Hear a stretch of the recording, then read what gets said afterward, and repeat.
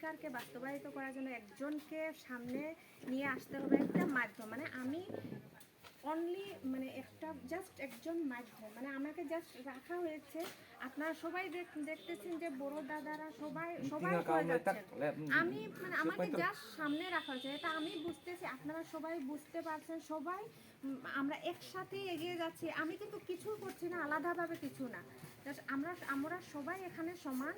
শুধু মহারাজকে আমরা লিডার হিসাবে মানি, উনার আদর্শকে মানি, উনাকে আমরা ফলো করে উনার আদর্শ বা উনার যে নীতিগুলো আমরা ছড়িয়ে দেব, অল ত্রিপুরাতে ছড়িয়ে দেব। তো উনার যে অধিকার, উনি বলছেন যে জনগণের অধিকার দেব, উনার অধিকারগুলো দেওয়ার যে এই কথাগুলোকে বাস্তবায়িত করার জন্য আমরা সবাই একত্র হয়ে লড়াই করব ভবিষ্যতে।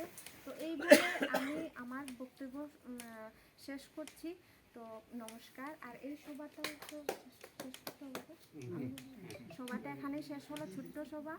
তো নমস্কার সবাই।